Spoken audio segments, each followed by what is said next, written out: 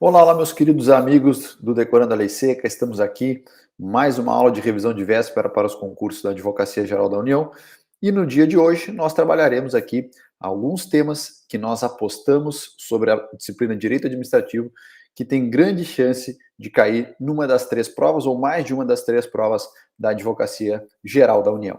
Sem maiores delongas, senhores, vamos soltar a mão aqui, vamos passar pelos temas que nós apostamos que tem grande chance de incidência nas provas da AGU. Serão 5 temas que nós trabalharemos aqui nessa aula, a começar o primeiro pela chamada decisão coordenada, que é uma novidade legislativa.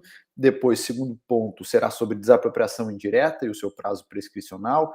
O terceiro, sobre requisição administrativa e a possibilidade ou não de requisição em relação a bens públicos. Ponto 4, improbidade administrativa e legitimidade da pessoa jurídica interessada, tema muito importante para a advocacia pública. Esses 3 pontos, o 2, 3 e 4, entendimentos jurisprudenciais. E o ponto 5, consórcio público e sua personalidade jurídica, também uma análise de alterações legislativas de interpretação doutrinária sobre a temática. Então, a ideia nessa nossa aula de apostas é passar por alguns temas relacionados a alterações legislativas recentes e entendimentos jurisprudenciais do STJ, do STF, também recentes, que nós reputamos aqui importantes, que você não pode deixar de ir para a sua prova na AGU sem conhecer esses temas, porque é possível que pelo menos um deles venha a ser cobrado numa das provas da AGU. Certo, queridos? Então, sem maiores delongas, vamos soltar a mão aqui e vamos falar um pouquinho de decisão coordenada. A decisão coordenada, ela está prevista lá no artigo, entre os artigos 49A e 49G da Lei 9784, que é a Lei de Processo Administrativo Federal, e esses dispositivos foram incluídos pela Lei 14.210 de 2021. Antes de falar propriamente da decisão coordenada, eu queria sugerir aos senhores que façam uma leitura atenta da Lei de Processo Administrativo Federal para as 3 provas da AGU, notadamente, prestem atenção nos artigos 12 e 13, que tratam ali, a partir do artigo 12, da avocação e delegação de competência. O artigo 13 traz as hipóteses em que não é possível delegar uma competência administrativa, então, por ser exceção, as bancas gostam muito de cobrar de vocês as hipóteses do artigo 13 da Lei de Processo Administrativo Federal. Leiam também, façam um aprofundamento do estudo do artigo 50, que trata da motivação das decisões administrativas. Geralmente a gente estuda esse ponto dentro de atos administrativos. E também acho importante a leitura do artigo 54, que trata do prazo decadencial para a administração pública anular seus atos administrativos, com base no princípio da autotutela administrativa. Tem diversos desdobramentos jurisprudenciais do artigo 54, principalmente do STJ, que vocês têm que conhecer, que vocês têm que estudar antes de enfrentar uma das provas da AGU. E sobre o processo administrativo, eu optei por pincelar um tema que é um tema bastante recente, que foi incluído recentemente em 2021 na Lei de Processo Administrativo Federal, que trata da decisão coordenada. O que é a decisão coordenada? Quando é que ela pode ser proferida ou quando é que ela não pode ser proferida? Eu sugiro aí que os senhores, então, façam a leitura dos artigos 49A a 49G. E eu vou trazer aqui os principais aspectos que são os que eu reputo mais importantes e que podem vir a ser cobrados nas suas provas. Certo? Então vamos lá. Considera-se decisão coordenada a instância de natureza interinstitucional ou intersetorial que atua de forma compartilhada com finalidade de simplificar o processo administrativo mediante participação concomitante de todas as autoridades e agentes decisórios e dos responsáveis pela instrução técnico-jurídica, observada a natureza do objeto e a compatibilidade do procedimento e de sua formalização com a legislação pertinente. A ideia da decisão coordenada, da alteração legislativa que cria a decisão coordenada, é permitir que as autoridades administrativas, naqueles casos em que demandam a reunião de várias entidades administrativas ou autoridades administrativas diferentes que devem proferir manifestação de vontade ou tomar uma decisão em conjunto, e a divergência de uma pode acabar atrapalhando a conclusão daquele processo administrativo, daquele expediente, daquela política pública. A ideia aqui é que todas essas autoridades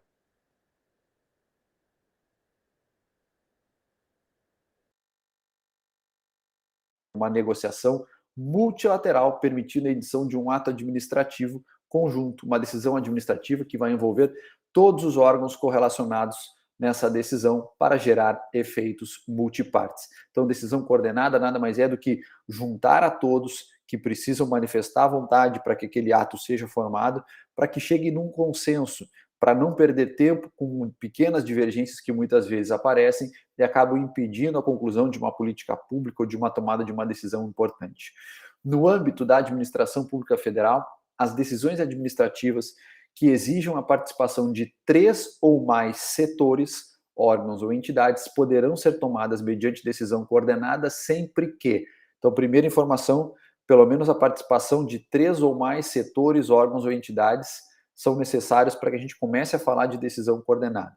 Além desse requisito, quais os outros dois? For justificável pela relevância da matéria e houver discordância que prejudique a celeridade do processo administrativo decisório. Vejam, é uma adição. Nós temos aqui o e, for justificável pela relevância da matéria e houver discordância que prejudique a celeridade do processo administrativo decisório. Não é ou, não é uma ou outra, são as duas. Na verdade, são 3 requisitos. Participação de 3 ou mais setores, órgãos ou entidades, for justificável pela relevância da matéria e houver discordância que prejudique a celeridade do processo administrativo. Então, são esses 3 requisitos no âmbito da administração pública federal para que se possa tomar uma decisão coordenada. E ali ainda traz hipóteses em que não pode haver a decisão coordenada. Não se aplica, portanto, a decisão coordenada aos processos administrativos de licitação relacionados ao poder sancionador em que estejam envolvidas autoridades de poderes distintos. Essas hipóteses em que a legislação excepciona a decisão coordenada são tão importantes quanto os requisitos para que se possa promover uma decisão coordenada. Então, não se aplica a decisão coordenada nos processos administrativos de licitação relacionados ao poder sancionador ou em que estejam envolvidas autoridades de poderes distintos, certo? Guardem, então, principalmente as hipóteses de cabimento da decisão coordenada e as hipóteses de exceção que não pode haver decisão coordenada. A conclusão dos trabalhos da decisão coordenada será consolidada em ata, que será publicada por extrato no Diário Oficial da União. E vejam, até a assinatura da ata, ela poderá ser complementada a sua fundamentação por autoridade ou agente a respeito da matéria de competência do órgão ou entidade representada. Então, eventualmente, uma pergunta de concurso pode questioná-los. A ata ou a decisão coordenada, ela pode sofrer alteração? Sim, ou depende. Até a data da assinatura da ata, sim. Depois que a ata foi assinada, pela literalidade da legislação, não pode haver mais a sua alteração. Então, até a sua assinatura, a ata pode ser alterada.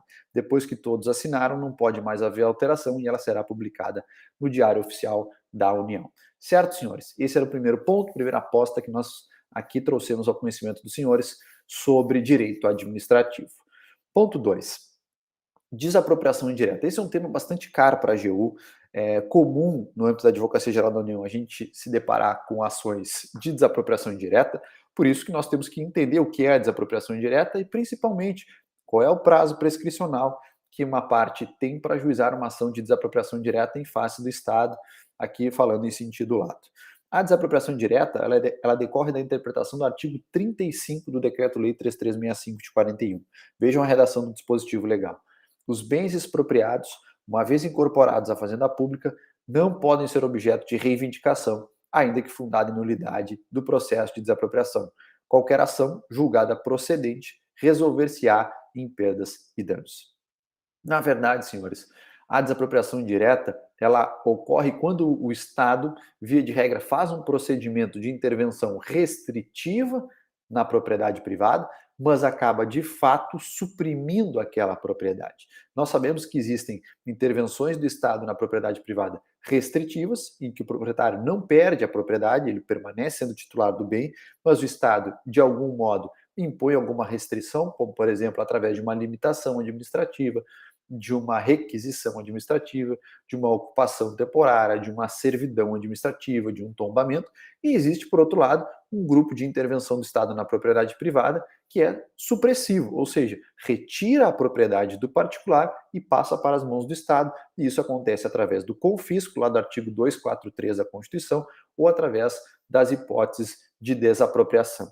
Quando nós falamos de desapropriação indireta, portanto, ela ocorre, via de regra, quando o poder público pretende intervir na propriedade privada de forma restritiva, mas de fato acaba suprimindo a propriedade sem a devida indenização, sem o devido pagamento de nenhum valor. Dependendo da circunstância fática, ao particular, nada mais resta a não ser solicitar a indenização contra o poder público. E essa ação de indenização em razão de ter perdido a sua propriedade, sem o devido procedimento legal, sem ter recebido a indenização, se chama de ação de desapropriação indireta. Então, a ação de desapropriação indireta é uma ação indenizatória que alguém ajuiza contra o poder público em face da perda da propriedade, sem o cumprimento do processo, do devido processo legal e sem o pagamento de nenhuma indenização. O STJ definiu alguns requisitos objetivos para que seja caracterizada, no caso concreto, a desapropriação indireta. São 3 requisitos da desapropriação indireta. O primeiro deles, apossamento administrativo do bem pelo Estado sem observar o devido processo legal. Segundo, o Estado deve ter afetado esse bem a uma destinação pública, ou seja, o bem deve estar afetado a uma finalidade pública. E terceiro requisito da desapropriação indireta, irreversibilidade da situação fática, não tem mais o que fazer. Por exemplo, desvalorização total do bem imóvel tido como área de preservação ambiental em sua totalidade, inviabilizando qualquer uso pelo proprietário. E segundo exemplo, abertura de vias públicas em terras particulares. A ação de desapropriação indireta, senhores, tem natureza de direito real, segundo o STJ, pois tem como efeito, além da indenização em favor do particular lesado, a declaração de domínio do bem em favor do Estado. O Estado será declarado, portanto, formalmente aí proprietário e titular daquele bem que ele acabou apossando sem devido processo legal, sem ter pago nenhuma indenização. Certo? Então imagine a seguinte situação: eu sou proprietário de um terreno, faz um tempo que eu não vou no terreno, e quando eu vou lá no meu terreno, eu percebo que o município já passou uma rua no meio do meu terreno. O município não me notificou, o município não me indenizou. O que eu posso fazer nessa situação? É uma situação em que houve o apossamento administrativo sem o respeito ao devido processo legal, o Estado já deu uma finalidade pública para aquele bem, ou seja, agora é uma rua que a sociedade transita por ali, e há uma irreversibilidade da situação fática. Dificilmente agora o município vai retirar aquela rua porque ela está servindo ali em prol da coletividade. Se eu não tenho mais condições, por exemplo, de ajuizar uma ação possessória, me resta apenas uma ação indenizatória chamada de ação de desapropriação indireta. Então, o que o particular pode fazer quando o poder público começa a se imiscuir na sua propriedade? Se o bem ainda não está sendo utilizado para nenhuma finalidade pública, uma ação possessória bastaria. Imaginem que, quando eu chego no meu terreno, o poder público está fazendo lá as medições para construir aquela rua, sem ter me notificado de nada, sem ter formalmente declarado interesse público em desapropriar o meu bem. Ali uma ação possessória, nesse caso, bastaria para que eu tire o Estado de cima da minha propriedade. Agora, se o poder público já construiu a rua, já está utilizando a rua em prol da sociedade, essa situação já está consolidada, há uma irreversibilidade da situação fática, e não me resta outra alternativa a não ser ajuizar a ação indenizatória, a ação de desapropriação indireta. E o ponto que eu queria chamar a atenção de vocês é que o STJ, ao julgar o tema 1109, fixou o prazo prescricional para que o particular prejudicado ajuize uma ação de desapropriação indireta contra o poder público. Vejam o que disse o STJ. Em regra, portanto, o prazo prescricional das ações indenizatórias por desapropriação indireta é de 10 anos, porque existe uma presunção relativa de que o poder público realizou obras ou serviços públicos no local, ou seja, aqui se usa o prazo da uso capião ordinária, prazo de 10 anos. Se presume que o poder público ingressou no meu bem e deu uma finalidade pública a ele. Então, portanto, o prazo seria de 10 anos. Mas admite-se excepcionalmente o prazo prescricional de 15 anos, caso a parte interessada comprove concreta e devidamente que não foram feitas obras ou serviços no local, afastando a presunção legal, e aqui, portanto, se aplicaria o prazo de 15 anos da uso capião extraordinária. Então, se perguntarem aos senhores, como regra, qual é o prazo para juizamento da ação de desapropriação direta, o prazo de 10 anos, com analogia aqui ao prazo da uso capião ordinária. Se excepcionalmente o particular conseguir demonstrar no caso concreto que o poder público não fez obra, que não prestou, não está utilizando bem para nenhum serviço público, esse prazo pode ser estendido para até 15 anos. Claro, senhores, vocês que estarão fazendo uma prova para a advocacia pública, vocês devem defender o prazo prescricional de 10 anos. sustentando, claro, conhecer o tema 1109, em que o prazo pode ser elastecido até 15 anos, mas defenderão, no caso concreto, o prazo prescricional de 10 anos. Quanto menor o prazo prescricional, melhor para o poder público, certo? E se passa o prazo prescricional e o particular não ajuiza a ação de desapropriação direta, que tem natureza de direito real, como nós vimos, que vai declarar a titularidade do bem para o Estado e vai determinar a indenização em favor do particular, como é que o poder público regulariza essa situação? Ele se apossou de um bem, deu destinação pública a ele, há uma irreversibilidade da situação fática, não respeitou o devido processo legal, não fez pagamento de indenização. Como é que o poder público regulariza a sua propriedade em relação àquele bem? Se o proprietário não ajuiza a ação no prazo cabível, para que o Estado regularize a situação, deve promover a sua usucapião. Então, o Estado terá que usucapir se o particular não ajuizar a ação de desapropriação indireta. E vejam, senhores, a ação de desapropriação indireta ela é ajuizada pelo particular, reforço, contra o poder público, ao contrário da ação de desapropriação comum ou ação de desapropriação sancionatória, que é ajuizada pelo Estado contra o particular. Certo, senhores? Sobre desapropriação direta, esses pontos reputo que são os mais importantes e reforço aqui que vocês aprofundem o estudo dessa temática. Adiante. A terceira dica, ou a terceira aposta que nós temos aqui, também diz respeito a uma hipótese de intervenção do Estado na propriedade privada, aqui no caso, a requisição administrativa. Por que eu trago, ou por que eu entendo que a requisição administrativa é um tema que pode vir a ser cobrado nas provas da AGU? Esse é um instrumento, um instituto de direito administrativo clássico, a requisição administrativa. Ele é de longa data conhecido por todos nós.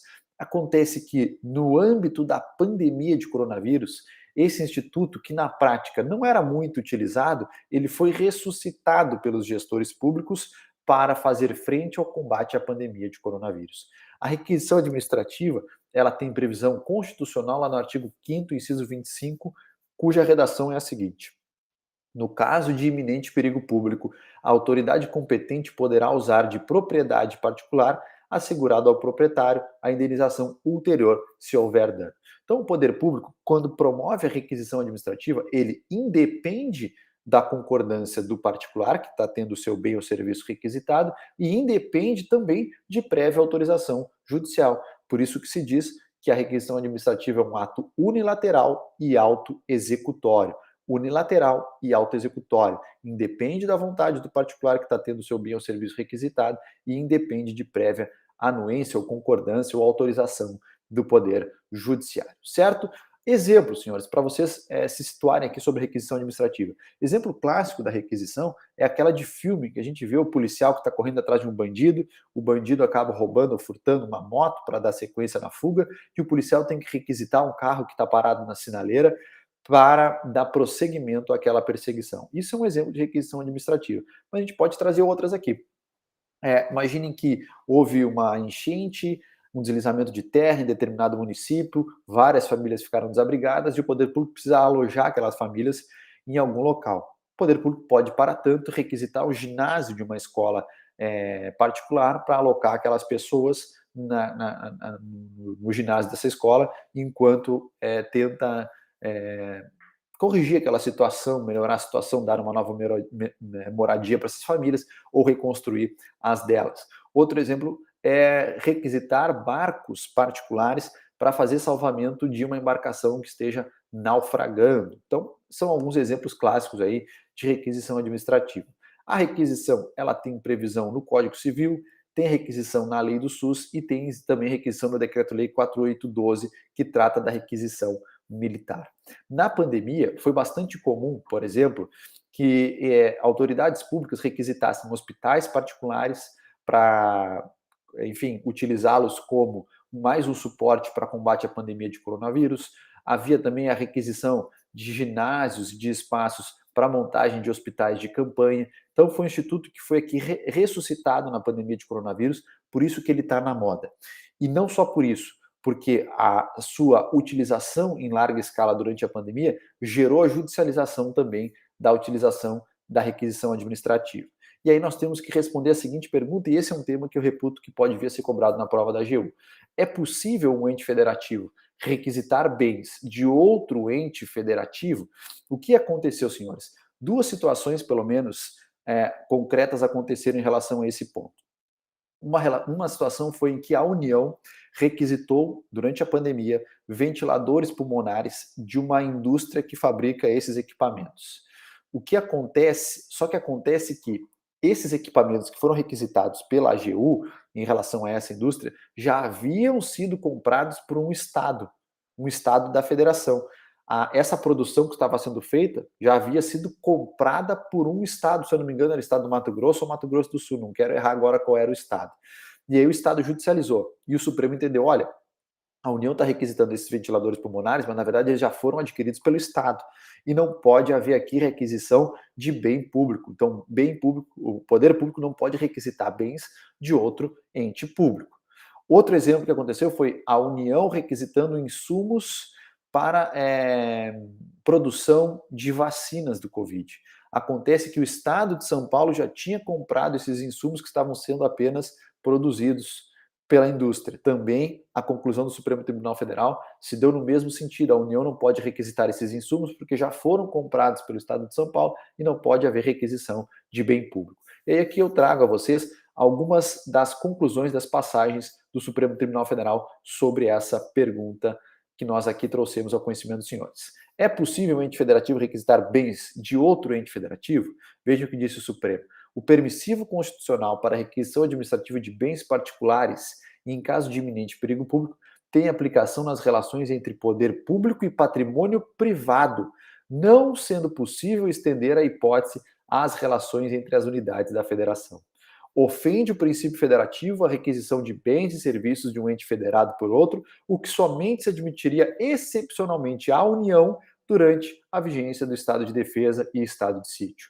Entre os entes federados não há hierarquia, sendo-lhes assegurado tratamento isonômico, ressalvadas apenas as distinções porventura constantes da própria Constituição de 88. Portanto, como as relações entre eles se caracterizam pela cooperação e horizontalidade, tal requisição, ainda que a pretexto de acudir à situação fática de extrema necessidade, como era ali a pandemia, importa ferimento da autonomia daquele cujos bens ou serviços públicos são requisitados, acarretando-lhe incontestável desorganização. Então, é possível requisitar, um ente federativo requisitar bem de outro ente federativo? Como regra, não é possível por todos esses fundamentos que o Supremo trouxe. Admitiria-se apenas excepcionalmente a União promover requisição de bem público durante a vigência do estado de defesa ou estado de sítio. Certo, senhores? Esse é um tema também de um instituto já clássico, mas que foi aqui trazido ao debate perante o Supremo Tribunal Federal no ano passado. Adiante, senhores. Improbidade administrativa. Nós sabemos que houve uma grande reforma da lei de improbidade administrativa através da lei 14.230. Esse é um tema que certamente vai vir nas 3 provas da AGU e improbidade administrativa. Eu acredito que o professor Matheus Carvalho tenha tratado de alguns desses temas com os senhores, razão pela qual eu apenas pincelei um deles para trazer aqui ou reforçar ao conhecimento dos senhores. Porque é um tema que eu reputo extremamente importante, não só por tratar de improbidade, que foi toda reformada recentemente, mas porque trata especificamente da advocacia pública, certo? Legitimados ativos para a ação de improbidade administrativa. Ou seja, quem é que pode ajuizar a ação de improbidade administrativa? Antes da edição da Lei 14.230, nós tínhamos a legitimidade concorrente. Tanto o Ministério Público quanto a pessoa jurídica interessada, através da advocacia pública, poderia ajuizar a ação de improbidade administrativa. Então, se fosse um ato de improbidade, por exemplo, que gerasse uma lesão aos cofres públicos federais, a União ou suas autarquias federais teriam a legitimidade ao lado do Ministério Público Federal para ajuizar a ação de improbidade. Se a pessoa jurídica interessada pretendesse ingressar com essa ação, quem manejaria esse instrumento seria a Advocacia Geral da União. No âmbito dos estados, se o estado membro fosse lesado e tivesse interesse, ele poderia, através da Procuradoria-Geral do Estado, ajuizar a ação de improbidade ou também o Ministério Público Estadual. Se fosse o município, da mesma forma, o Ministério Público Estadual poderia ajuizar ou a Procuradoria-Geral do município, se a pessoa jurídica interessada tivesse interesse, certo? Em retomar, em ajuizar essa ação, muitas vezes para retomar o dinheiro que foi desviado. Após a edição da Lei 14.230, ela suprimiu a legitimidade da pessoa jurídica interessada, deixando a legitimidade exclusiva ao Ministério Público. Isso está lá no artigo 17 da Lei de Improbidade, com a redação dada pela Lei 14.230. Então, a partir de 2021, da edição dessa lei, apenas o Ministério Público poderia ajuizar a ação de improbidade administrativa. Essa alteração legislativa é constitucional, senhores? Segundo o Supremo Tribunal Federal, não é constitucional a supressão da legitimidade da pessoa jurídica interessada em ajuizar a ação de improbidade administrativa. Volta, portanto, à regra da legitimidade concorrente. Segundo o Supremo Tribunal Federal, além do Ministério Público, a pessoa jurídica interessada também permanece com legitimidade para ajuizar a ação de improbidade. Ou seja, o Supremo Tribunal Federal reconheceu a inconstitucionalidade dessa supressão a partir dos seguintes fundamentos. O artigo 129 da Constituição Federal conferiu ao Ministério Público a legitimidade privativa apenas para ações penais. Nas ações cíveis, como a ação de improbidade, que tem natureza cível, não há na Constituição em nenhum momento a exclusividade de legitimidade para o Ministério Público, de modo que se a Constituição não atribuiu legitimidade exclusiva ao MP, não pode a legislação infraconstitucional assim entender. Adiante, na ação de improbidade, a atuação do Ministério Público é extraordinária na defesa do patrimônio público em sentido amplo, ou seja, o MP atua em nome próprio na defesa de interesse alheio, sendo a legitimidade ordinária da pessoa jurídica interessada, que atua em nome e interesse próprios, ou seja, a pessoa jurídica é quem tem a legitimidade ordinária. Inicialmente, se nós tivéssemos que colocar numa escada de preferência para ajuizamento dessas ações, a pessoa jurídica interessada teria mais interesse, aqui sendo redundante de propósito, do que o próprio Ministério Público, porque ela foi diretamente lesada.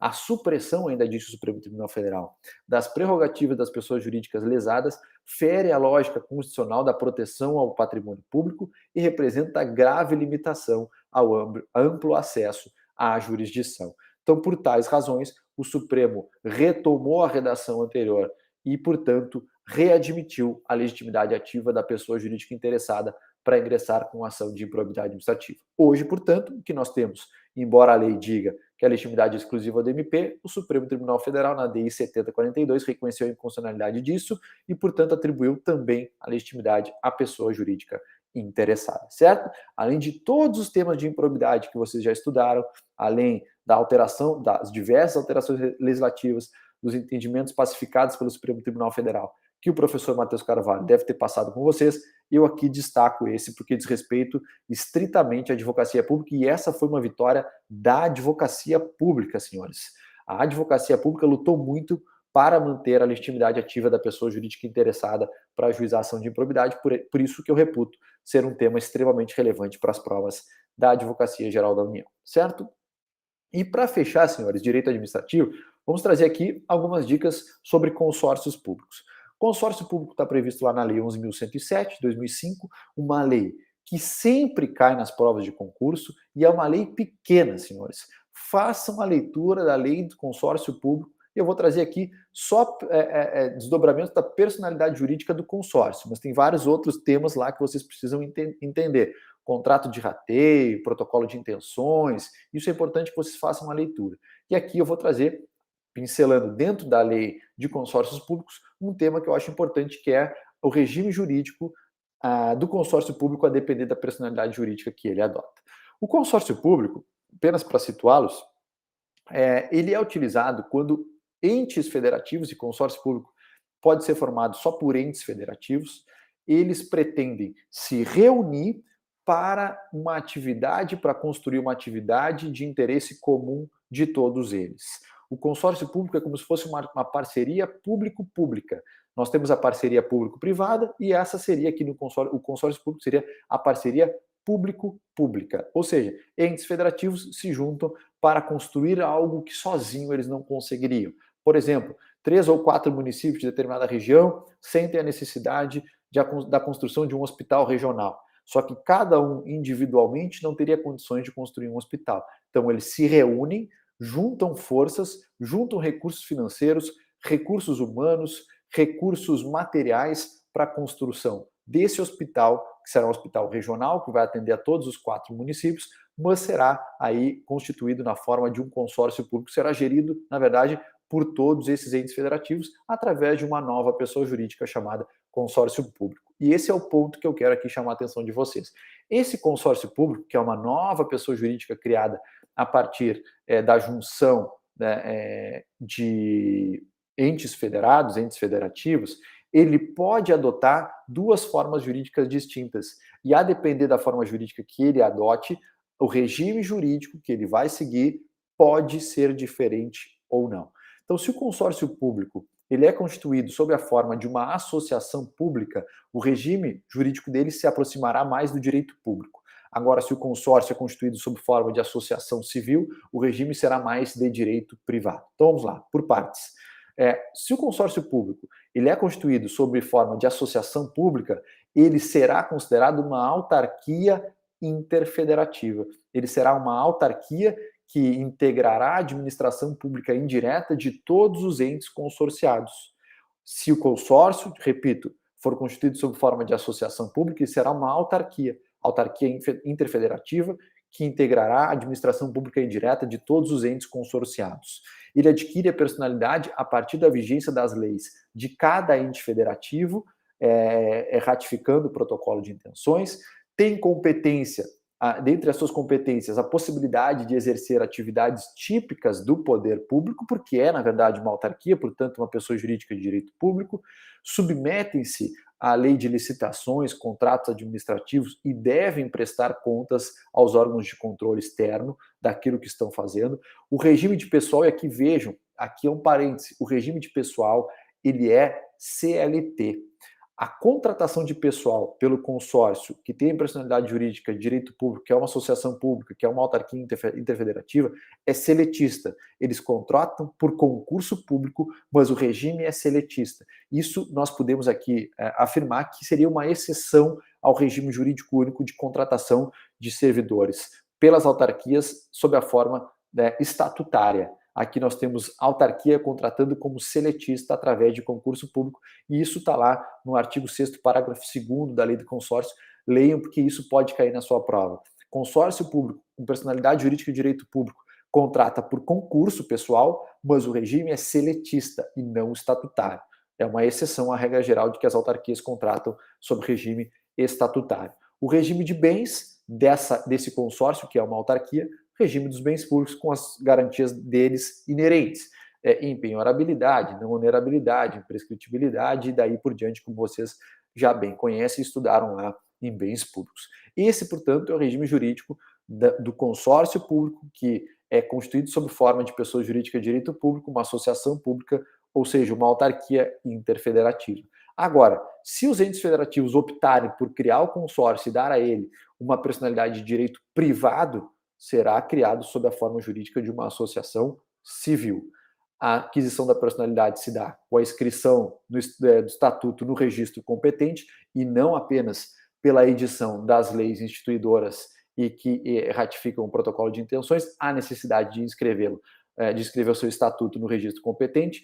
Não pode exercer atividade típica de poder público, que justamente tem natureza de direito privado, e embora tenham natureza de direito privado, submetem-se à lei de licitações e contratos, submetem-se à prestação de contas dos órgãos de controle externo, porque vai haver verba pública direcionada pelos entes federativos para a consecução de suas finalidades, então tem que fazer licitação, o contrato é administrativo, prestam contas aos órgãos de controle externo, realizam concurso público para contratação de pessoal, e a contratação é feita sob o regime seletista também, e, por fim, os seus bens são privados, portanto, em princípio, não gozam das garantias dos bens públicos, embora isso possa ser discutido na prática, porque desempenham uma atividade de interesse público. A gente pode aqui trabalhar a interpretação da STJ-STF estendendo as garantias dos bens públicos a esses bens que têm, na verdade, natureza de bens privados. Certo, senhores? Então, façam a leitura da lei de consórcio público, entendam o que significa consórcio público, como se forma um consórcio público, qual é o meio que os entes federativos passam dinheiro para esse consórcio, qual é o meio que esses entes se comprometem a passar recursos humanos, recursos materiais, estruturais, infraestrutura, e entendam que, a depender da forma que vão constituir o seu consórcio, ou sob regime de direito público ou sob regime de direito privado, o seu desdobramento diário pode ser diferente, o regime jurídico pode ser diferente, dependendo da natureza que será dada a esse consórcio público. Consórcio público é um tema muito caro, a advocacia pública costuma cair nas provas e é um tema relativamente fácil, razão pela qual vocês não podem perder pontos sobre essa temática. Certo, senhores? Sobre direito administrativo, eram essas as dicas que eu tinha aqui, são essas algumas das apostas que nós temos. Estamos aqui também trabalhando dentro do Decorando a Lei Seca com diversas dicas para a AGU. Né? Nesses vídeos de outras dicas, a gente vai trazendo outros temas de direito administrativo, direito constitucional, direito previdenciário, diversas outras matérias, principalmente de direito público, que são importantes para a Advocacia Geral da União. Mas nesse bloco aqui de apostas, eu trouxe esses 5 temas para os senhores. Espero que tenham contribuído aí para o estudo dos senhores. Qualquer dúvida que porventura vocês tenham, podem me procurar lá nas redes sociais, no Instagram, @leolagos, com 2 S. Me chamem lá, tirem dúvidas, não só sobre essa aula, sobre qualquer tema de direito administrativo, sobre estudo para concurso, sobre qualquer outra matéria de direito público, a gente também consegue aí, eventualmente, elucidar as dúvidas de vocês. Certo, queridos? Bons estudos, então, e até a próxima.